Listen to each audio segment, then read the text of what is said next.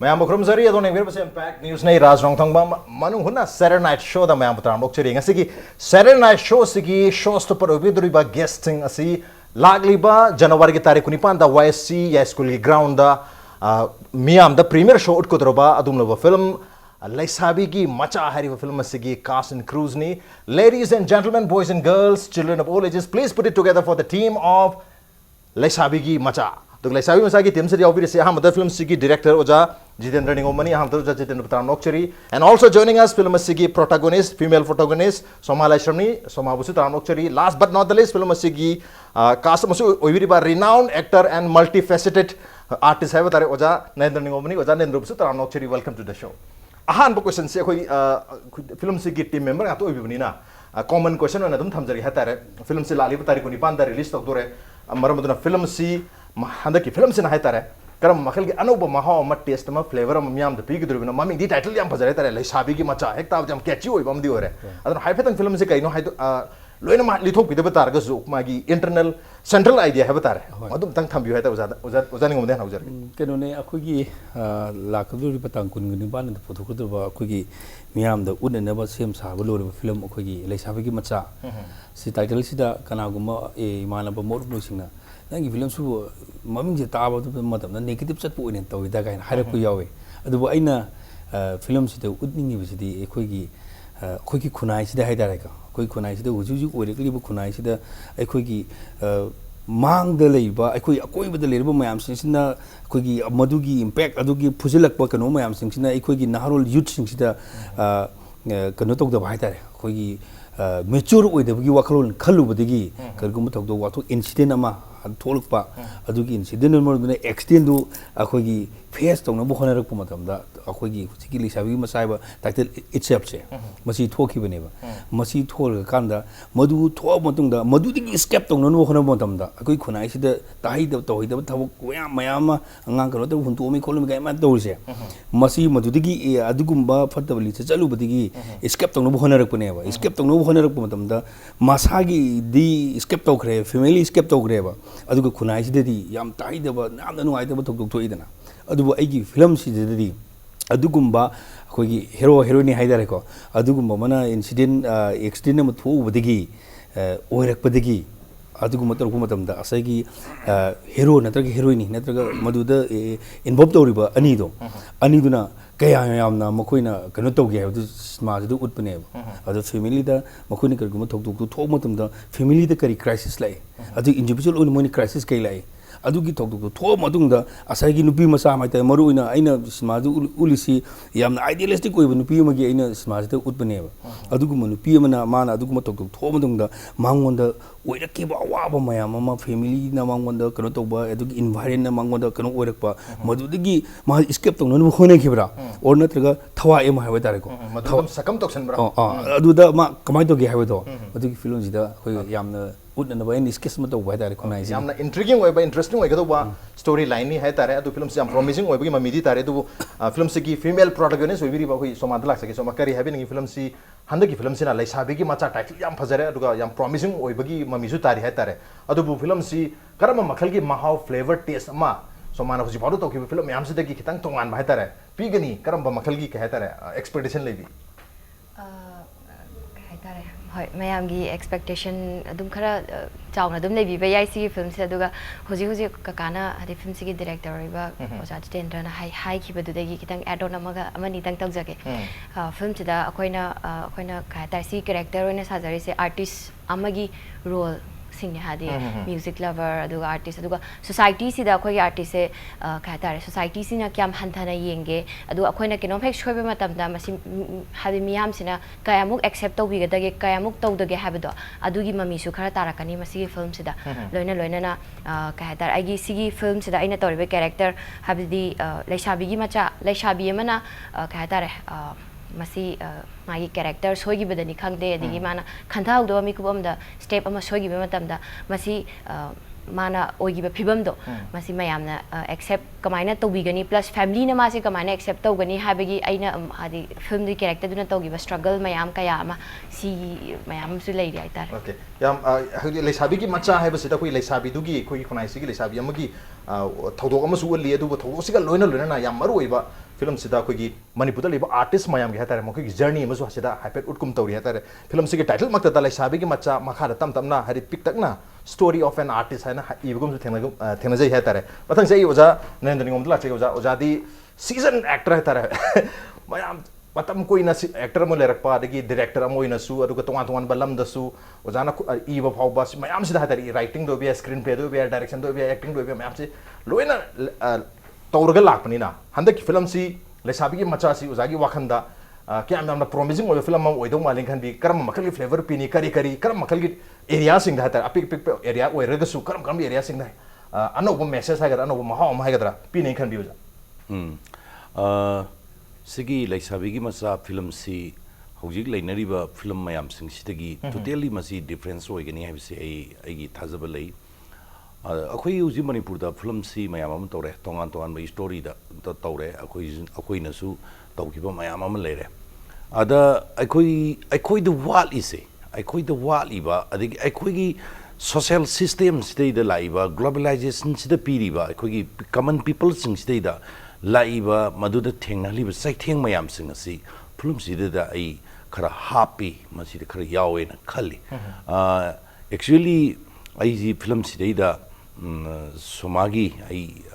isan pisigi mapa se aina sabani ada yamna nungai ribdi masa mathanda poksab masa mathanda pokpa masa nu pc mana art pam mai hai sida da support oi at same time like sukan hona gadabni aina ma admaina leibani ada mana khalluriba akoigi artist sing asigi magi standard aduga makoigi kino sing si mana lana negatively u bahai tarene madudagi sigi problem sing si ai thorpane na lowe aduna masanu pc mana afaba kanoma da kare position ma da thamba pamadu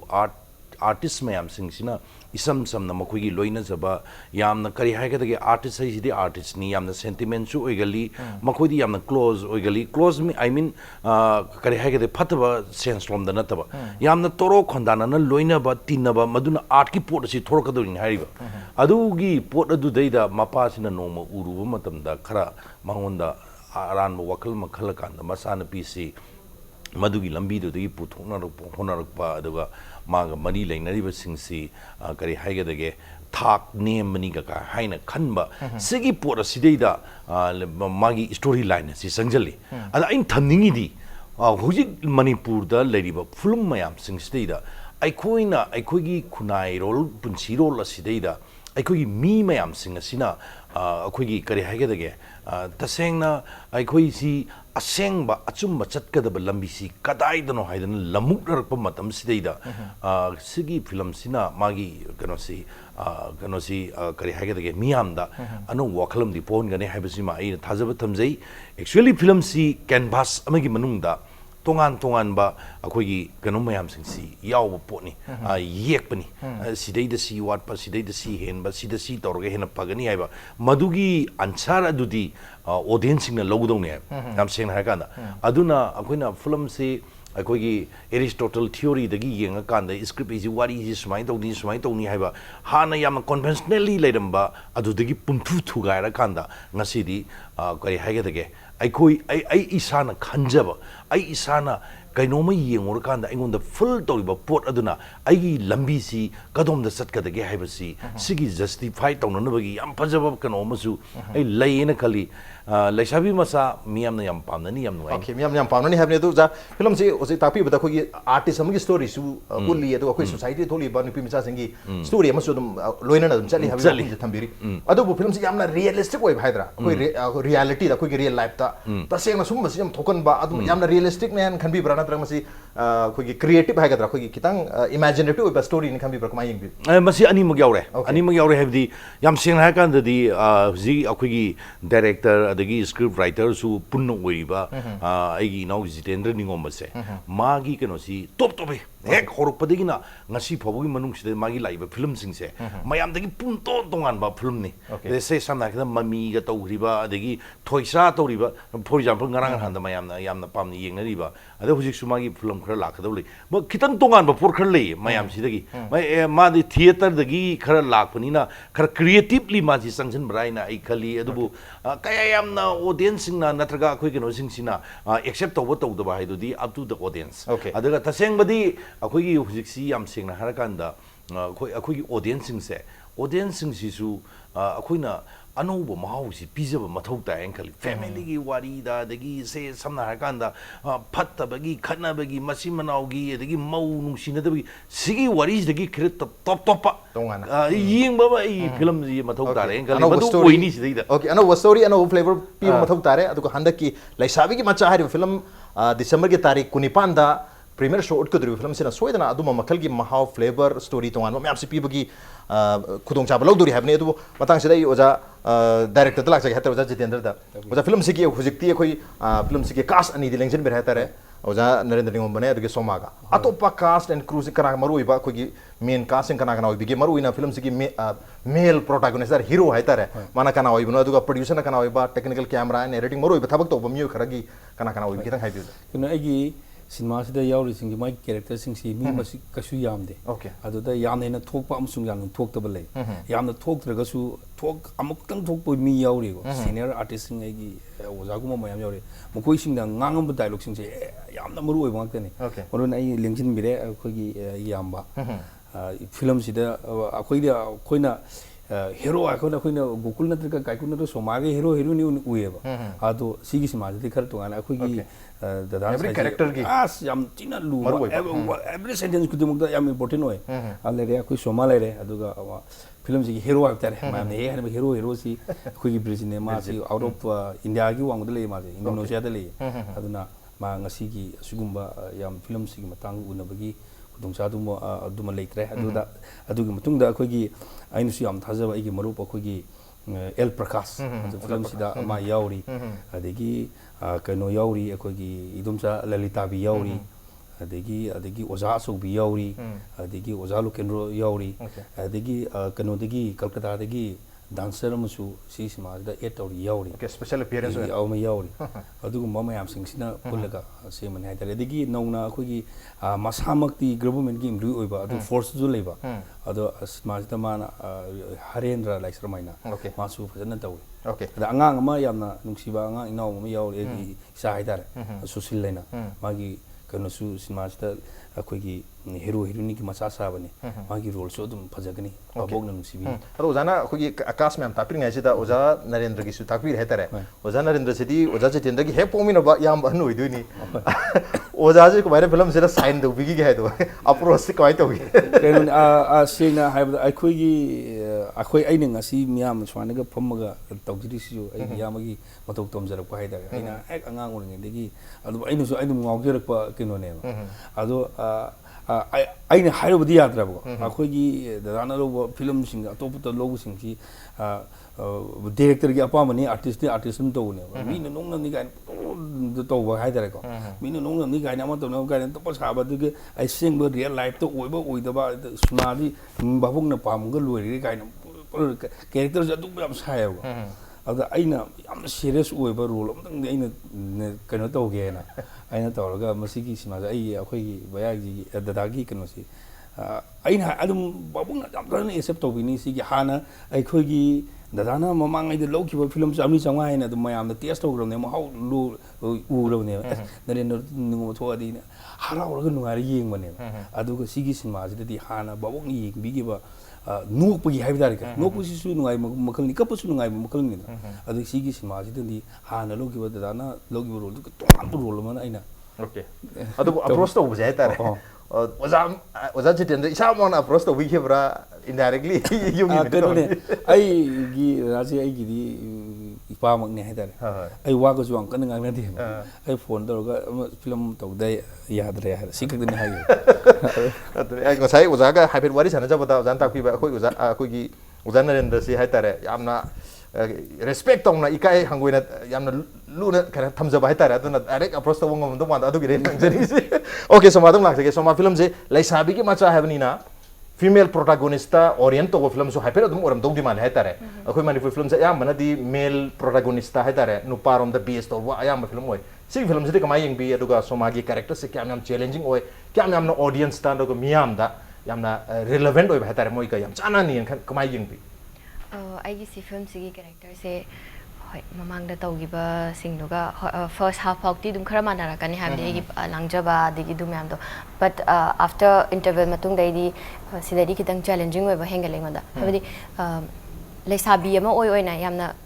strong woman amagi character phangba ngam bai ngonda adu plus matang asida aigi parents na su aina lairiba phibam du da kanamta support tawraktraga su aina ngamnaba habdi ipad makta oi taraga su ya khaita kama hadan opposition gi type ta ga mare ga khaina ga yam ngangnari ba but in academic level da ngata oi na taraga dialogue se hadi mama mapam ga machaga oi tar su bebar kaina khanaba khonaba kamta di nataba bebar su sok to ngangnarak pa dung challenging ba ka hoina singon yam support ta wi ba tangam yaw adu sing de ngonda khara film sigi plus point oi ga dana khale okay plus point oge ba area ma'am यावरे habne ado oja narendra tum lak sagi oja film se koi ngasa ina somar jo hape hangjaki ba masi female oriented film oi ne lobi bran traga male oriented haga ayam film se male oriented oi koi manipur khatan tana koi malemi ayam film sing se adu si film se di kamai yeng bi oja sidi somagi da mada center character roina thammakanda mangondagi thorpa potne ba laiba wari si su mangondai thorpa potni adugo wari sida senri ba thodok wathok nayam singse masigi crisis laiba kholiba punamuk singa sinaina konjeliba magi wari story sigi environment se masi na akoi kare hagedage akoi khunai gi macha asoiba wakal pikthaba wakal adagi lan unariba toriba mayam singsi na yomjal lakanda character di mangonda pura thoma pibani aduna female protagonist sidida yam kana sangsin ba film ni okay female protagonist ta maroiba hena emphasis piba film am oigani habni ado film sida ojagi koina dialogue ama haitare promo da koi trailer tholok ba haitare trailer sida ojabasi ozagi theory amadi practical khena bagi isano pi daga sum cheram dong male adu theory ke practical khena ise kari habi ni no da sai khang habi kenoni akhoi si matang ji yoragadi wari degi khidang thaidorga ngasigi khunai se da haibani masidi actually akhoi play ji iriba film si iriba writer se ai no no pa sigi magi yam creative vision am yam clear oiba akhoi na matik saba mi mo oiba haiba se kari no hakan lari gang ta tambana su oiba yarakte haiba seng harkan theory da su ngaw lerga practical yawdrga di yaroi aduna theory practical ani ji puna sapmi nagade bani haiba potuni da aini isanu bi da saiba dialogue ni am phajaga jan dialogue to ningsing berga di matiam tang jana recreate obir mu dialogue si hoi film du dai da ai karamaina mutu kamai to na haigi ge haiba du sapsaba ai ningsing draga zu ai sarok pam di ai gonda shooting to bo matam da ai gonda kawbum dana le ho hai tare yam phajaba dialogue hai ada ai matiam tang ai haijage hani ai isan bi da saiba ji am nana sai jani da phajana table ji dai da phamin narga ne phajana gyan ta na phamin narga ngang na bane ai smai hai bane theory de ngawa practical yaw de ba missing sina ngasi khunai se mathak makha odal bane prospect like the lambi me salaga ai koi kramai to da sale pai ba nungai ye phabu oidino aina ai isa se malem sida kwai dagi wang ba thak abada thamba pa si yam phajaba dialogue heter oja adugo yam phajaba tan ozagi yam phajari si oja nari nari koi sum yeng jaba heter koina ozagi clarity heter speech clarity se yam na phajai heter masigi matang su break matun hyper hang heter speech clarity kai dilak cha no se break am ta halok jage break yam thonjere ke ping nis meng ta lebi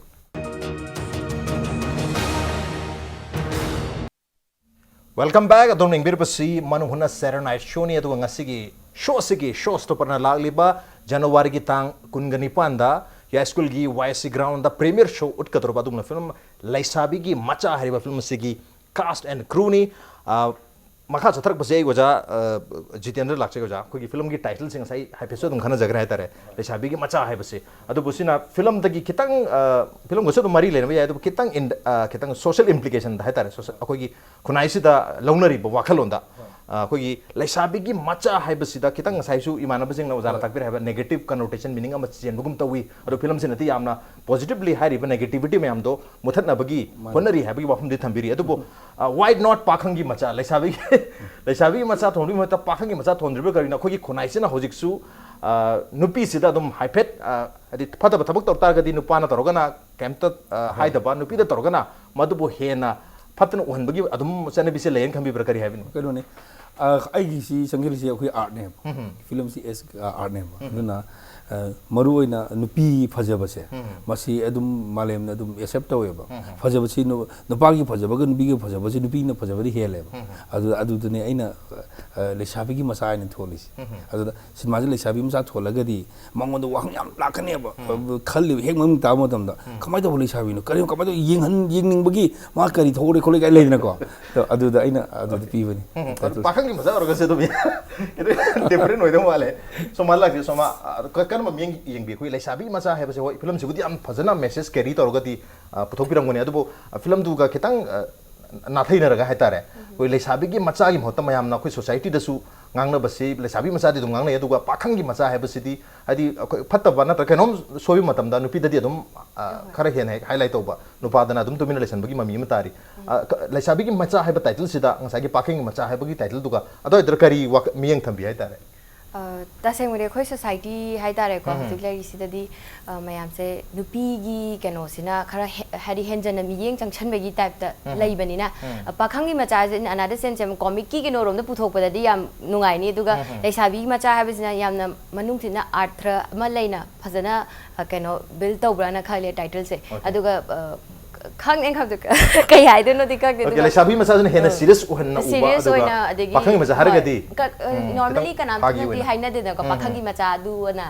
lesabi gi macha habdi sam habdi kenoma manung da lay habise khangi dana okay wahan thok chaw na puro chale hagi wafum di thambire adu bo khoi wahan thok chaw ba tar ga su khoi society jina hanjan nupi sing sida suma makhal gi polom ma pukhat pi ra happy question tu madi leri madu mai ozana ne lakje why not pakhang gi macha akhoi gi somana su haire aduga director na su haibire akhoi gi kano se akhoi gi kunai se patriarchal society mani akhoi nupi sing si nupa na khulingba haigadra nupa na ngamba nupa na hiring khai yagadabani haiba adugi hangadudagi akhoi nupi sing se nathokpa ngamdri sidagi ne akhoi prithvi gi oina hoji feminism gi waphunga chaw ba issue mayam thoreisi aji phanayam na honare conference tawdana mayam ama prithvi gi oiba mayam ama toragasu nupi da leriba magi awaba saitheng nupi da nanjaliba nambu mayam sing si ngasi phau lokthopung ngamdri aduna maram orakan du da lalibadi leisabi amana angang ama unaba matamda shoiriba si leisabi du natte aibu haijo haragadi nupa da sor maram leba why not akuna nupa du dikadabagi haidribno si amarom da sigi wari sina nupi singda anoba inot ama thona bigini ai dom da khalli ai okay nupi sing yam chaw wa inot ama thona ma happy gani habani wakalo ne adu akoi thorom sigi saruga moina adu film su promote to busu saruga moina haitare mathangi section sida khoi rapid fire haitare Saturday night show gi moro section mo rapid fire gi question thuna hangjar ke yangi thuna khumnu bhana biu matam lo do bi matam sum lo biu ko sikai de adu question sidi common question oina akoi candidate ohmak da dum hangjai haitare guest ohmak ta ahan ba question aduga laisa rapid fire round with laisabi gi macha gi team ahan ba question haitare ai oja director oja Jitendra gi dum hokjarage karim laisabi gi macha hari film sigi koina sequel gum haitare next part gum ama nam ge khan targadi मधुकी title से करी थोमी ने पाखंग की मसान तो भी करी थोमी ने खन आई दी लेसाबी मसा जाए की माइंड में लेगा नहीं सिम तोलन ओके पार्ट 2 वाला ओके सो मा करी है नहीं पार्ट 2 लागता रगे मम्मी से ꯃꯤꯡꯁꯦ ꯑꯗꯨꯝ ꯂꯩꯁꯥꯕꯤ ꯃꯆꯥ ꯇꯨ ꯅꯠꯇ꯭ꯔꯗꯤ ꯀꯩꯅꯣ Okay, ꯊꯣꯟꯗ꯭ꯔꯁꯨ ꯌꯥꯏ ꯃꯆꯥ ꯄꯥꯔꯠ 2 ꯊꯣꯟꯗ꯭ꯔꯁꯨ ꯌꯥꯏ ꯃꯔꯝꯗꯤ ꯄꯥꯔꯠ 2 ꯑꯃ ꯂꯥꯛꯇꯥꯔꯗꯤ ꯑꯅꯗꯔ ꯋꯥꯔꯤ ꯑꯃ ꯂꯥꯛꯑꯅꯦꯕ ꯑꯅꯗꯔ ꯋꯥꯔꯤ ꯃꯤꯟꯁ ꯃꯗꯨꯒꯤ ꯃꯈꯥ ꯆꯠꯊꯔꯛꯄ ꯄꯣꯠ ꯑꯃ ꯂꯥꯛꯀꯅꯦꯕ ꯃꯈꯥ ꯆꯠꯊꯔꯛꯄ ꯄꯣꯠ ꯑꯁꯤꯗꯩꯗ ꯑꯩꯈꯣꯏꯅ ꯏꯁꯝ ꯁꯝꯅ ꯋꯥꯈꯜ ꯏꯈꯟ ꯈꯟꯗꯅ ꯂꯩꯁꯥꯕꯤ ꯄꯥꯔꯠ 2 ꯒꯥꯏꯅ ꯃꯆꯥ ꯄꯥꯔꯠ 2 ꯒꯥ ꯍꯥꯏꯈꯤꯕꯁꯨ ꯌꯥꯏ ꯑꯣꯔ ꯑꯅꯗꯔ ꯑꯩꯈꯣꯏꯅ ꯇꯥꯏꯇꯜ ꯑꯃ ꯄꯤꯕꯁꯨ ꯌꯥꯏ ꯋꯥꯔꯤꯗꯨꯒ ꯆꯨꯁꯤꯟꯅꯕ ꯋꯥꯔꯤꯒ ꯆꯨꯁꯤꯟꯅꯕ Okay, ꯃꯊꯪꯒꯤ ꯀ꯭ꯋꯦꯁꯟꯁꯦ ꯑꯩ ꯑꯣꯖꯥ ꯅꯔꯦꯟꯗ ꯑꯗꯨꯝ ꯍꯧꯖꯔꯒꯦ ꯑꯣꯖꯥ ꯂꯩꯁꯥꯕꯤꯒꯤ ꯃꯆꯥ ꯍꯥꯏꯔꯤꯕ ꯐꯤꯂꯝꯁꯤꯒꯤ ꯕꯦꯁ ꯍꯥꯏꯇꯥꯔꯦ ꯕꯦꯁ ꯄꯥꯔꯠ ꯍꯥꯏꯒꯗ꯭ꯔꯥ ꯅꯠꯇ꯭ꯔꯒ ꯕꯦꯁ ꯑꯥꯏꯗꯤꯌꯥ ꯍꯥꯏꯒꯗ꯭ꯔꯥ ꯕꯦꯁ ꯁ꯭ꯇꯣꯔꯤ ꯍꯥꯏꯒꯗ꯭ꯔꯥ ꯀꯔꯝꯕ ꯑꯦꯔꯤꯌꯥꯁꯦ ꯈ꯭ꯋꯥꯏꯗꯒꯤ ꯕꯦꯁꯅꯦꯅ ꯈꯟꯕꯤ ꯐꯤꯂꯝꯁꯤꯒꯤ ꯑꯣꯏꯅ ꯑꯩ ꯃꯁꯤꯗꯤ ꯐꯤꯂꯝꯁꯤ ꯌꯥꯝ ꯁꯦꯡꯅ ꯍꯥꯏꯔꯀꯥꯟꯗ ꯍꯧꯕꯗꯒꯤ ꯂꯣꯏꯕ ꯐꯥꯎꯁꯤ ꯑꯩꯈꯣꯏꯅ ꯅꯝꯕꯗꯗꯤ ꯌꯥꯎꯗꯦ ꯑꯩꯒꯤ ꯄꯥꯔꯠ 2ꯗ ꯌꯥꯎꯕꯅꯤ ꯑꯩꯒꯤ ꯄꯥꯔꯠꯁꯤꯗꯩꯗ ꯑꯩꯅ ꯍꯥꯏꯖꯧ ꯍꯥꯏꯇꯥꯔꯒꯗꯤ ꯑꯩꯕꯨ ꯑꯅꯤꯈꯛ ꯊꯝꯖꯒꯦ ꯑꯍꯥꯟꯕꯗ ꯃꯄꯥꯁꯤꯅ ꯃꯆꯥꯅꯨꯄꯤꯁꯤꯅ ꯏꯁꯩ ꯔꯤꯍꯥꯔꯁꯦꯜ ꯇꯧꯔꯤꯉꯩꯗ ꯂꯩꯔꯝꯕ ꯊꯦꯡꯅꯔꯝꯕ ꯏꯁꯝ ꯁꯝꯅ ꯁꯨꯃꯥꯏꯅ ꯄꯥꯏꯒꯗꯕꯅꯤꯒ ꯍꯥꯏꯗꯅ ꯑꯩꯈꯣꯏꯒꯤ ꯚꯥꯏꯂꯦꯟ ꯄꯥꯏꯕꯒꯤ ꯀꯔꯤꯒꯤ ꯁꯨꯝ ꯅꯨꯄꯥꯗꯨꯅꯒ ꯍꯦꯜꯞ ꯇꯧꯕꯤꯔꯝꯕ ꯇꯥꯛꯄꯤꯔꯝꯕꯗꯨꯗ ꯃꯥꯅ ꯈꯪꯍꯧꯗꯅ ꯁꯗꯟꯂꯤ ꯑꯇꯣꯞꯄ ꯋꯥꯈꯜ ꯑꯃ ꯈꯟꯈ꯭ꯔꯀꯥꯟꯗ ꯃꯗꯨꯗꯩꯗ ꯇꯧꯈꯤꯕ ꯃꯗꯨꯒꯤ ꯀ꯭ꯔꯥꯏꯁꯤꯁ ꯑꯗꯨꯅ ꯃꯔꯝ ꯑꯣꯏꯔꯀꯥꯟꯗ ꯄꯣꯠꯁꯤ ꯊꯣꯔꯛꯏꯕ ꯑꯩ ꯃꯁꯤ ꯌꯥꯝ ꯚꯦꯔꯤ ꯃꯆ ꯏꯝꯄꯣꯔꯇꯦꯟ ꯑꯗꯒꯤ ꯑꯅꯤꯁꯨꯕ ꯃꯥꯏꯀꯩ ꯑꯃꯗ ꯌꯥꯝ ꯑꯦꯀꯥꯗꯦꯃꯤꯀꯦꯂꯤ ꯑꯩꯈꯣꯏꯅ ꯃꯄꯥꯒ ꯃꯆꯥꯒ ꯉꯥꯡꯅꯕꯁꯦ ꯃꯁꯤ ꯑꯩ ꯌꯥꯝ ꯅꯨꯡꯉꯥꯏꯅ ꯈꯜꯂꯦ Okay, ꯁꯣꯃꯥꯗ ꯂꯥꯛꯇꯦ ꯁꯣꯃꯥ ꯀꯔꯤ ꯍꯥꯏꯕꯅꯤꯡꯉꯤ ꯐꯤꯂꯝꯁꯤꯒꯤ ꯑꯣꯏꯅ ꯁꯣꯃꯥꯒꯤ ꯄꯥꯔꯠꯁꯤꯡꯁꯤꯗ ꯈ꯭ꯋꯥꯏꯗꯒꯤ ꯕꯦꯁ ꯄꯥꯔꯠꯅꯤ ꯈꯟꯖꯕꯁꯦ ꯀꯔꯤꯅꯦ ꯈꯟꯕꯤ ꯄꯥꯔꯠ ꯍꯧꯖꯤꯛꯀꯤ ꯃꯈꯣꯏꯒꯤ ꯄꯦꯔꯦꯟꯁꯀ ꯉꯥꯡꯅꯕꯁꯤ ꯂꯩꯈ꯭ꯔꯦ ꯄ꯭ꯂꯁ ꯑꯩꯒꯤ ꯁꯤꯒꯤ ꯐꯤꯂꯝꯁꯤꯗ ꯑꯩꯅ ꯈꯜꯂꯤꯁꯦ ꯂꯩꯁꯥꯕꯤ ꯑꯃ ꯑꯣꯏꯇꯥꯔꯁꯨ ꯅꯨꯄꯤ ꯑꯃ ꯑꯣꯏꯇꯥꯔꯁꯨ ꯂꯥꯏꯛ ꯂꯨꯍꯣꯡꯗ꯭ꯔꯒꯗꯤ ꯍꯥꯏꯕꯗꯤ ꯃꯦꯔꯤꯖ ꯏꯁ ꯅꯣꯠ ꯏꯝꯄꯣꯔꯇꯦꯟ ꯍꯥꯏꯕꯗꯤ ꯑꯩꯈꯣꯏꯅ ꯀꯩꯅꯣ ꯇꯧꯔꯤꯗꯨ ꯍꯥꯏꯕꯗꯤ ꯇ꯭ꯔꯨ ꯂꯚ ꯑꯗꯨꯗ ꯍꯥꯏꯁꯦ ꯑꯩ ꯁ꯭ꯇ꯭ꯔꯣꯡ ꯋꯨꯃꯦꯟ ꯑꯃ ꯑꯣꯏꯇꯥꯔꯗꯤ ꯃꯗꯨ ꯐꯦꯁ ꯇꯧꯔꯒ ꯑꯩꯅ ꯑꯦꯅꯤ ꯁꯔꯀꯝꯁꯇꯦꯟꯁꯦꯁ ꯑꯣꯏꯇꯥꯔꯁꯨ ꯅꯁꯥ ꯃꯊꯟꯇ ꯂꯦꯞꯄꯒ ꯍꯥꯏꯕꯗꯤ ꯂꯥꯏꯛ ꯑꯗꯨꯝ ꯆꯦꯂꯦꯟꯖ ꯇꯧꯔꯒ ꯂꯩꯕ ꯉꯝꯒꯗꯕꯅꯦ ꯍꯥꯏꯕ ꯄꯣꯠ ꯑꯃ ꯎꯠꯄ ꯉꯝꯕꯁꯦ ꯃꯁꯤ ꯂꯥꯏꯐꯇ ꯊꯦꯡꯅꯕ ꯆꯦꯂꯦꯟꯖꯦꯁ ꯃꯌꯥꯝꯁꯦ ꯐꯦꯁ ꯇꯧꯒꯗꯕꯅꯤ ꯍꯥꯏꯕꯒꯤ ꯃꯦꯁꯦꯖ ꯑꯃ ꯄꯤꯔꯤ ꯃꯗꯨꯒꯤ ꯄꯥꯔꯠꯇꯨ ꯌꯥꯝ ꯐꯖꯩ ꯍꯥꯏꯕꯅꯤ ꯑꯣꯀꯦ ꯑꯣꯖꯥ ꯗꯥꯏꯔꯦꯛꯇꯔꯒꯤ ꯑꯣꯏꯅꯗꯤ ꯕꯦꯁ ꯄꯥꯔꯠ ꯐꯤꯂꯝꯁꯤꯒꯤ ꯑꯣꯏꯅ ꯈ꯭ꯋꯥꯏꯗꯒꯤ ꯐꯖꯕ ꯄꯥꯔꯠꯅꯦ ꯈꯟꯖꯕꯁꯦ ꯀꯔꯤꯅꯦ ꯈꯟꯕꯤ ꯑꯩꯒꯤ ꯑꯣꯏꯅꯗꯤ ꯂꯣꯏꯅꯃꯛꯇꯤ ꯐꯖꯔꯦ ꯑꯗꯨꯝ ꯑꯩꯒꯤ ꯂꯣꯏꯅ ꯐꯖꯩ ꯀꯃꯥꯏꯅ ꯇꯧꯗ ꯉꯁꯥꯏꯒꯤ ꯉꯁꯥꯏ ꯍꯥꯏꯅꯈꯤꯕꯗꯣ ꯃꯃꯥ ꯑꯃꯒ ꯃꯄꯥ ꯑꯃꯒ ꯃꯆꯥꯅꯨꯄꯤ ꯑꯃꯒ ꯀꯔꯤꯒꯨꯝꯕ ꯃꯆꯥꯅꯨꯄꯤ ꯑꯃꯅ ꯑꯔꯥꯟꯕ ꯊꯕꯛ ꯑꯃ ꯇꯧꯔꯨꯔꯦ ꯑꯗꯣ ꯑꯔꯥꯟꯕ ꯊꯕꯛꯇꯨꯅ ꯃꯔꯝ ꯑꯣꯏꯗꯨꯅ ꯃꯥꯁꯤ ꯃꯥ ꯇꯧꯔꯤꯕ ꯑꯔꯥꯟꯕ ꯊꯕꯛꯇꯨꯗꯤ ꯃꯥ ꯅꯥꯟꯊꯣꯛꯑ ꯆꯦꯟꯒꯗ꯭ꯔꯥ ꯑꯗꯨ ꯆꯦꯜꯂꯣꯏꯗ꯭ꯔꯥ ꯍꯥꯏꯕ ꯋꯥꯍꯪ ꯑꯃꯈꯛ ꯑꯩꯈꯣꯏ ꯁꯤꯅꯦꯃꯥꯁꯤꯒꯤ ꯍꯦꯔꯣꯏꯅꯤ ꯍꯥꯏꯇꯥꯔꯦ ꯃꯁꯤꯗꯤ ꯈꯟꯕ ꯑꯃ ꯊꯦꯡꯅꯔꯤꯑꯕ ꯀꯩꯅꯣꯗ ꯑꯇꯣꯞꯄꯗꯗꯤ ꯃꯥ ꯄꯩꯁꯥ ꯍꯨꯔꯥꯜꯂꯨꯏ ꯍꯥꯏꯔꯒꯗꯤ ꯃꯥ ꯆꯦꯟꯕ ꯌꯥꯏꯕ ꯇꯧꯕꯇꯕꯨ ꯍꯥꯏꯔꯤꯕ ꯂꯩꯁꯥꯕꯤ ꯃꯆꯥꯁꯤꯗ ꯊꯣꯛꯏꯕ ꯏꯟꯁꯤꯗꯦꯟꯁꯤꯗꯤ ꯊꯋꯥꯏ ꯑꯃꯒꯤ ꯃꯔꯤꯅꯦꯕ Okay, ꯊꯋꯥꯏ ꯑꯃꯒ ꯊꯋꯥꯏ ꯁꯤꯒꯤ ꯊꯋꯥꯏꯁꯤꯗ ꯃꯥꯅ ꯊꯋꯥꯏ ꯑꯃꯈꯛ ꯃꯉꯣꯟꯗ ꯃꯤꯔꯣꯜꯂꯦꯕ ꯑꯗꯨꯒꯤ ꯊꯋꯥꯏꯗꯣ ꯃꯥ ꯍꯤꯡꯅꯅꯕꯒꯤꯗꯃꯛꯇ ꯃꯥꯗꯨ ꯌꯣꯛꯈꯠꯀꯗ꯭ꯔꯥ ꯌꯣꯛꯑꯣꯏꯗ꯭ꯔꯥ ꯍꯥꯏꯕꯗꯨꯅꯦꯕ ꯑꯗꯨꯒꯤ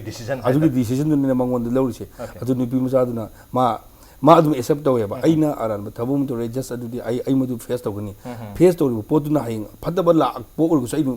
ꯆꯦꯂꯦꯟꯖ ꯇꯧꯒꯅꯤ ꯍꯥꯏꯕꯅꯦꯕ ꯑꯗꯨꯗꯅꯤ ꯑꯩꯅ ꯂꯩꯁꯥꯕꯤ ꯃꯆꯥꯗ ꯎꯠꯂꯤꯁꯤ ꯌꯥꯝꯅ ꯑꯥꯏꯗꯤꯌꯦꯂꯤꯁꯇꯤꯛ ꯑꯣꯏꯕ ꯅꯨꯄꯤ ꯑꯃꯅꯤ ꯍꯥꯏꯅ ꯑꯩꯅ ꯀꯩꯅꯣ ꯎꯠꯂꯤꯁꯤ Okay, ꯃꯊꯪ ꯀ꯭ꯋꯦꯁꯟꯁꯤ ꯑꯩꯈꯣꯏꯒꯤ ꯑꯣꯖꯥꯅ ꯈꯨꯝꯕꯤ ꯇꯥꯔꯦ ꯍꯥꯏꯇꯥꯔꯦ ꯑꯣꯖꯥꯅ ꯈꯨꯝꯕꯤꯕ ꯃꯇꯝꯗ ꯑꯩꯈꯣꯏꯒꯤ ꯁꯣꯃꯥꯗ ꯂꯩꯕ ꯀ꯭ꯋꯥꯂꯤꯇꯤ ꯑꯇꯣꯞꯄ ꯑꯦꯛꯇꯔꯁꯤꯡꯗ ꯂꯩꯇꯕ ꯑꯗꯨꯃꯥꯏꯅ ꯇꯧꯗꯅ ꯑꯩꯈꯣꯏ ꯑꯣꯖꯥ ꯅꯔꯦꯟꯗ꯭ꯔꯗ ꯂꯩꯕ ꯀ꯭ꯋꯥꯂꯤꯇꯤ ꯑꯇꯣꯞꯄ ꯑꯦꯛꯇꯔꯁꯤꯡꯗ ꯄ꯭ꯔꯣꯕꯦꯕꯂꯤ ꯊꯦꯡꯅꯗꯦꯅ ꯈꯟꯕ ꯀ꯭ꯋꯥꯂꯤꯇꯤ ꯑꯃꯃꯝ ꯍꯥꯏꯕꯤꯕ ꯇꯥꯔꯒꯗꯤ ꯀꯩꯒꯤ ꯍꯥꯏꯕꯤꯒꯅꯤ ꯀꯩꯅꯣꯒꯤ ꯑꯩꯈꯣꯏꯒꯤ ꯏꯆꯟ ꯁꯣꯃꯥꯒꯤ ꯏꯟꯗ ꯑꯩꯅ ꯌꯥꯝ ꯄꯨꯟꯕꯁꯤ ꯑꯇꯣꯞ ꯑꯇꯣꯞꯄ ꯑꯦꯛꯇꯔ ꯈꯨꯗꯤꯡꯒꯤꯁꯨ ꯅꯨꯡꯉꯥꯏꯕ ꯂꯩꯀꯣ ꯃꯉꯣꯟꯗ ꯑꯩꯅ ꯅꯨꯡꯉꯥꯏꯕ ꯈꯔ ꯊꯦꯡꯅꯁꯤ ꯀꯩꯅꯣꯗ ꯃꯉꯣꯟꯗ ꯑꯁꯥꯎꯕꯁꯦ ꯃꯉꯣꯟꯗ ꯌꯥꯎꯗꯦꯕ ꯑꯗꯨꯒ ꯑꯍꯜ ꯂꯃꯟꯁꯤꯡꯒ ꯂꯣꯏꯅꯕ ꯃꯇꯝꯗ ꯃꯥꯅ ꯀꯝꯗꯧꯅ ꯑꯍꯜꯁꯤꯡ ꯂꯣꯏꯅꯒꯗꯒꯦ ꯍꯥꯏꯕꯒꯤ ꯃꯉꯣꯟꯗ ꯌꯥꯝꯅ ꯐꯖꯅ ꯇ꯭ꯔꯦꯟ ꯇꯧꯔꯦꯕ ꯑꯗꯨ ꯑꯃ ꯑꯗꯨꯒꯤ ꯑꯦꯛꯇꯤꯡ ꯇꯧꯕ ꯃꯇꯝꯁꯤꯗ ꯑꯩꯅ ꯑꯍꯥꯟꯕ ꯇꯦꯛ ꯇꯧꯈꯤꯕ ꯃꯇꯝꯗ ꯁꯤꯒꯤ ꯇꯥꯏꯃꯤꯡꯁꯤꯗ ꯄꯤ ꯇꯥꯒꯗꯕꯅꯤ ꯍꯥꯏꯕ ꯑꯃ ꯂꯩꯕꯁꯦ ꯃꯥ ꯑꯗꯨꯝ ꯄꯤ ꯇꯥꯅꯦꯕ ꯅꯦꯛꯁ ꯑꯩꯅ ꯀꯦꯃꯦꯔꯥꯁꯦ ꯂꯣꯡ ꯊꯥꯔꯛꯄ ꯀ꯭ꯂꯣꯁ ꯊꯥꯔꯛꯄ ꯁꯦꯝ ꯃꯥꯅ ꯇꯥꯈꯤꯕ ꯇꯥꯏꯃꯤꯡꯁꯦ ꯃꯥꯁꯤ ꯑꯗꯨꯝ ꯄꯤ ꯇꯥꯒꯅꯦꯕ ꯃꯥꯁꯤ ꯚꯦꯔꯤ ꯋꯥꯟꯗꯔꯐꯨꯜ ꯑꯗꯣ ꯑꯩꯈꯣꯏ ꯗꯗꯥꯒꯤꯗꯤ ꯑꯩ ꯍꯥꯏꯅꯤꯡꯉꯥꯏ ꯂꯩꯇ꯭ꯔꯦ ꯍꯥꯏꯔꯒꯗꯤ ꯑꯄꯤꯕ ꯑꯩꯅ ꯀꯩꯅꯣ ꯌꯥꯝ ꯊꯥꯒꯠꯂꯨꯕꯁꯨ ꯅꯠꯇꯦ ꯃꯅꯤꯄꯨꯔꯗ ꯂꯩꯔꯤꯕ ꯗꯤꯔꯦꯛꯇꯔ ꯑꯃꯗꯤ ꯑꯣꯗꯤꯌꯟꯁꯅ ꯂꯣꯏ ꯈꯪꯕꯤꯔꯕ ꯉꯥꯛꯇꯅꯤ ꯑꯩꯒ ꯍꯧꯖꯤꯛꯀꯤ ꯁꯤ ꯐꯤꯂꯝ ꯇꯧꯕꯤꯔ ꯃꯇꯝꯗꯁꯨ ꯑꯩ ꯑꯇꯣꯞꯄ ꯑꯦꯛꯇꯔꯁꯤꯡꯗꯗꯤ ꯑꯩ ꯑꯦꯛꯁꯄ꯭ꯂꯦꯅꯦꯁꯟ ꯂꯣꯏ ꯇꯧꯋꯦꯕ ꯑꯗꯣ ꯁꯤꯗꯗꯤ ꯑꯩꯅ ꯁ꯭ꯀ꯭ꯔꯤꯞꯇꯣꯗ ꯁꯤ ꯍꯥꯏꯔꯒꯅꯤ ꯁꯤꯈꯛꯇꯪ ꯇꯧꯍꯟꯅꯤꯡꯉꯤ ꯁꯤ ꯈꯛꯇꯪ ꯍꯥꯏꯕꯗ ꯑꯗꯨꯝ ꯄꯦꯜꯂꯦ Okay, ꯁꯣꯃꯥꯗ ꯂꯥꯛꯁꯦ ꯁꯣꯃꯥ ꯀꯔꯤ ꯍꯥꯏꯕꯤꯅꯤꯡꯉꯤ ꯑꯣꯖꯥ ꯅꯔꯦꯟꯗ꯭ꯔ ꯑꯃꯗꯤ ꯑꯣꯖꯥ ꯅꯔꯦꯟꯗ꯭ꯔꯗ ꯌꯥꯎꯕ ꯀ꯭ꯋꯥꯂꯤꯇꯤ ꯑꯇꯣꯞꯄ ꯑꯦꯛꯇꯔꯁꯤꯡꯗ ꯌꯥꯎꯗꯦꯅ ꯈꯟꯕ ꯑꯃꯈꯛꯇꯪ ꯍꯥꯏꯕꯤꯌꯨ ꯃꯌꯥꯝꯗꯤ ꯂꯩꯔꯝꯕ ꯌꯥꯏ ꯀꯀꯥꯒꯤ ꯀ꯭ꯋꯥꯂꯤꯇꯤꯁꯦ yam discipline ama laiba kano mo edun kaka manakta hek changma ei phana par lang ta kaka he u sa ta gar long halaga keno haita yamna respect ama kano ma lak masa mathan da dum automatically lak huji makta su kaka yaw ni khoni ka ha ba da ei na hangai du impact tv gi ka ta da dum yamna be lak ka to ni huji ngasi di pura silent ora kaka yaw ba isa da okay keno de masa mathan da thokchar bare ozani ngomagi onadi atopa direction ga yang na matam da yaw ba quality ama atopa da yaw den kan kaka gi se kaka film ani hum sure pulai se da kano tawe kaka se sungsa au sau da ba atopa director oi ta ni ha sungsa au sau de kano taw hari film shoot tor ko tam da channa de ha kano ma ta dre khotre de aina thenga pa ko da sau ko se chan ka sukai de nang war so dum tok se ka ga harak pe yo ne pinja ba do okay sau do gi quality ma de director da su protagonist da su yaw bi rehta ozana ne lak se oja ino pagi su aduga as a director moina aduga somagi na as an actor moina moi de yaw quality amamam atop ta probably thangna den kan bise ai ahamada director gi da ai thamjage director gi da ai ngasai mamang da su panmada ai kitang hai khrabarin khali magun da tongan ba mi yang khu gi lei okay mayang ma mana da mi yang khu lei kaisu suna na ta issue amasi akoina kanadi hai na khanbi issue se masi importance manu khang ba haidare adun mana adugum issue ga se adum pukhalai masi magi top ma creative vision amane na ai thamni somagi matang da di somadi ai na technology sing si ai di mapa saba makhura saba mabung saba ngathani na ai loi thengnare haidare ada loina mang nungai khudi mang nungai tab leite ada masi angang sigina yam nungai sina masi jam singna ha ga ma huji hai gi dune kari hai ga kitang discipline lei ba hai gadra aduga taseng badi artist sing si akoi yam singna ha kanda academic ki lambi si dadi khara dum khara ga wana ba hai dare mamang e de hungna hoji kan dadi like su loina keno tong na re adu khara maron mari thokpa adugi top keno ai mangon da u phangi yam nungai okay samna have the smart way hai dare okay madang je keno lak chaki director dum lak chaki hai tare ja khogi keno se nga gi dam ta ising je tare ising si nga gi dam ta di thawai ni adona oza jitendra gi oina film si oza jitendra gi ondi kari oi film si ai keno oi ai si keno oi ni khoi nga oi ni oza na society ji ga ai ga yeng na mo dam da society ji ni ising oi laga ai nga oi ni somadi ko mai lo bi film si somadi dum ta di kari ne lo I actually kai hai ga to no phang क्या मरु आई गेसरी दस film से कमाई young दिखे film जाओ द्रगा दिया young बंगा मोई ना द्रगा film से कमाई यंग है दी फिल्म से अंदर का सिनेमा है तरना सिनेमा फॉर सोमा की दम तो सिनेमा से कहीं नो है समझम आज दे अखोगी दी अदे ऑप्शन दो इसिंग गा गा खतंग पिरन ऑब्वियसली गा दो कोई nga gi dam ta di ising se na thawai oi dana ar mai to dana soma gi dam ta di cinema se na kari oi dige sin okay I got it. I give them actually film say it's kind of food. Okay, food ni Cinjang ni sada dia de. Okay, ozan na lak ozan. ai tongale ai na art ki lambi sang pu wakalon jo ai philosophy ji tongale ai na pami bidi ai na ngasi art oi se platform di tongan ba yai sumang lila do bi ai theater do bi ai aduga any platform am do bi ai ai na something kara tokjari ba se masi is for the people sport ai irei pa ki dam tani na ai adom da logjai adugi nuai ba do on the power okay ere packet doctor have gi nungai jaba hetare aduni ai something kara hai gi bada miyam na tabi gi base madu logba mus logda adugi feedback tu tongan ba ni aduga ta gi bagi aina hainingi ba posi hai gi bagi nungai badu ne aduna ai ga society ga yam nak nei na ai di masigi platform ji yam na ai koi miyoi ba moina di yam tarka wai lo okay ato ozana ngang bi ba khodi maksi yam na attractive oi fatare ozana ngang ma khoi taning bam phawi adu ozagi attention se akoi na attract tawji hetar gadi koi na kari tautar gadi ozagi attention ja koi na attract to ngam ne khan bi haibidi ozana ngang ba khoi na yam line haidi ozana ngang ba ta ni no ja adu bo akoi na ozagi attention ja koi na grab to ge attract to ge hetar di ozaji akoi da yeng han ge akoi ta han ge hetar gadi karamba ato ba mi amano oi ba anyone ozagi attention ji attract to ge hetar gadi mi yamana kari to gadi ozagi ta se ka ai mi atopam na to bu se matom to bu si ai di haige hayu hairoi to at least man thorei se ai am nungai ai di seng na ka ai attract am to khudimok ta ai every thorei ba wangang bo oigera political gi platform oigera kari gi oigege moin ngang mo jing ai am nungai maram di aingon da maduna aingon da anu bo para ai di tamjari ne ba ada oh mai si swai hairaga di keno tong ni ge kai adom da khalu matam da aingon da di am nungai aingon da para am phange khali okay ओजा Jitendra लाक्से ओजागी attention से attract तौबा हाइतारे कनानोमना करम करम थबक तौरगदि करी तौरगदि ओजागी attention याम लाइना attract तौई हादि हेक्ते येनिंगोय तानिंगोय यतगा थवाय यावसलुबसि ओजान कनाना करी तौरगदि मदुदा हेना थवाय से ओजागी यावसन बिबगे हाइतारे कनोने अइना यामना पामिउ सबिक दु गांगगदि अदुम आई अदुम अट्रैक्ट तौय ओके फिल्म की मतांग गांग तारगे फिल्म की आई नोट फिल्म मक्ते नते आई सुम सिविल पामजबसिंग खुदि मत तौनी को अदुगा आईगी पोसे मु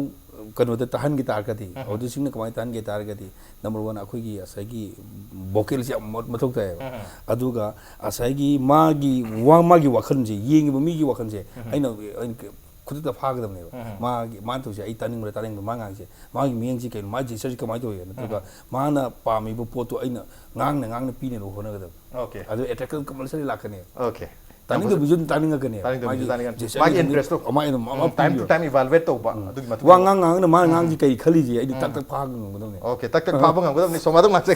सोमा तक फाबिरो हाइतारे सोमागी अटेंशन जखोने ग्रैब तौगे हाइतारगदि करी तौरगदि सोमागी अटेंशन याम लाइना खोने ग्रैब तौबु यानि खानबि अदी पर्सनालिटी याम लेबा मी प्लस क्लासी होय मी सिंगना वांगांग थोरक खतोक पतोसे अट्रैक्टिव याम होय ओके याम फजो हमने मथंग से ओजा निंगोमद लाक्सगे अखोगी अपकमिंग एक्टर्स सिंग हाइतारे एक्टर्स सिंग सिदा कोइना टिप्स होइना हाइतारे एक्टिंग टिप्स होइना टिप अमनी पीबी गेन खन बि तारगदि करी टिप पीबी गेन खन बि याम सेंगना हाय कांदा खुगी लाइबा हौगुलैबा आंगांग सिंगसे मसिदा आई जस्ट मेसेज होइना आई खितंग आई हाइनिंगे याम सांग हाइजरोय तसेंबदी अखोइना एक्टिंग तौगे हाय तारगदि अखोइना ngasai rajna ngasai haibi gi yam phajabam lei voice si yam maru wai voice si ai clarity si kamai tawni masi practice kamai tawni aduga basic acting gi basic si kaino ai yam sing har kanda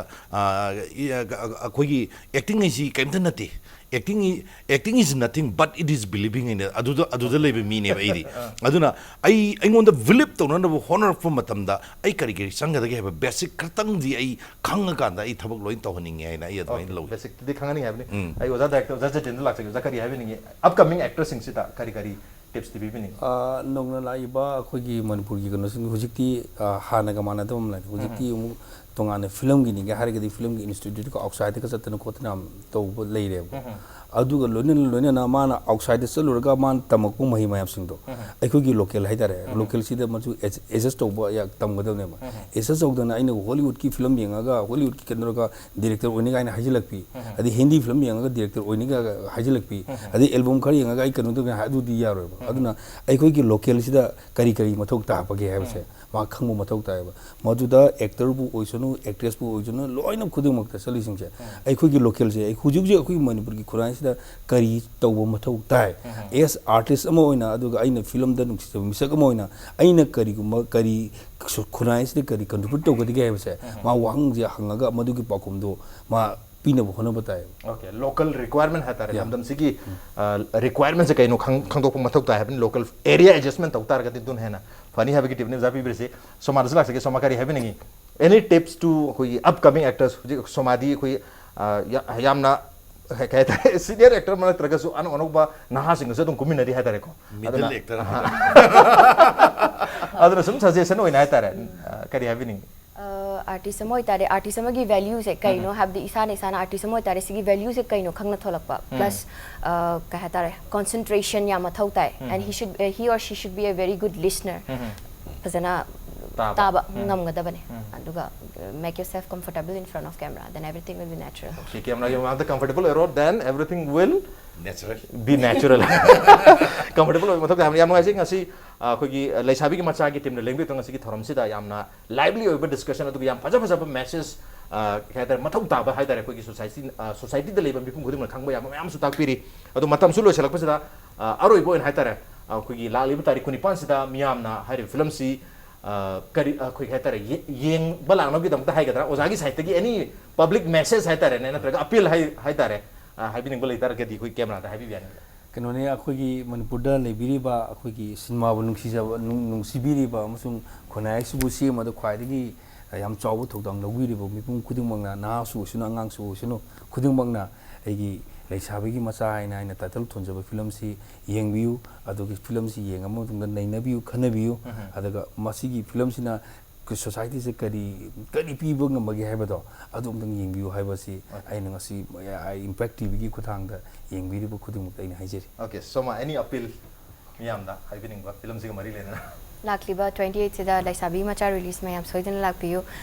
ꯁꯤ ꯌꯦꯡꯉꯨꯔꯒ ꯍꯥꯏꯕꯗꯤ like idol women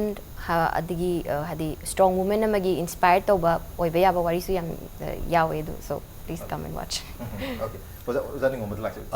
तांग कुनिपानदा release तौगदौरिबा लैसाबीगी मचा film सी मयामगी दमकता सेमजबनी अखोइदी करिमता खंगजब नसद्री तसेंगनमक्ति अखोइदी मियामने योक्पीबनी आइबु योक्पीरिबगी योक्पीरकपा आइना तौजब खरा अदुदा अपेनबा पेनदबा मयामसिंगदु उबीरगा ताकपीरकदबनी मयामना ताकपीबदो आई फिगाव साना याजरी सोइदन लेंगबिरो okay सोइदन लेंगबिरो हाइबा message नि लागलिबा अखोइगी जनवरी की तारीख 29 दा YSC या स्कूल की ग्राउंड दनी प्रीमियर शो उड़के दुरीसी यान वाइजे ngasi ki thoramsida oja narendra ningomba soma amadi oja jetena ningomba na lengbitan thoramsiba thwai happy kheba amadi mapung phan bi damakta guest omo pu thaga phandok chari loinana akhoigi ngasi ki thoramsigi Saturday Night Show sigi gift partner oibri lik lagi market yam chama khudol macha amam tang hai tare gift hamper amadi gift voucher amam tang khudol tamjage thank you lila ai soma raju khudol sidam tang pass tok jar hai tare ai ju tara pon basir yam leng ya da bane oja kitang leng bi rakta hai tare oja ai oja na rin da khudol tamjage thank you impact thank you Raz thank you so much calendar jo handak chahi 2018 ki calendar so lai lagi mage de ki calendar amam tang khudol tamjage hai tare thank you so much thank you Aroi boina koi guest omakpu amukana thakcho punuchari thank you so much for coming to Saturday Night Show masin ngasi ki manung huna Saturday Night Show ki thoram ngasi ki edition se karam tobi bage khode khan bir pa yagani khoi mail id ri impacttvnews@gmail.com natraga khoi Facebook page www.facebook.com/impacttvmanipur da join to biraga comment amadi feedback tha bir pa yagani well ladies and gentlemen thank you so much for joining us from the other side of the screen until next time this is Rajam Thomas signing off kurumjari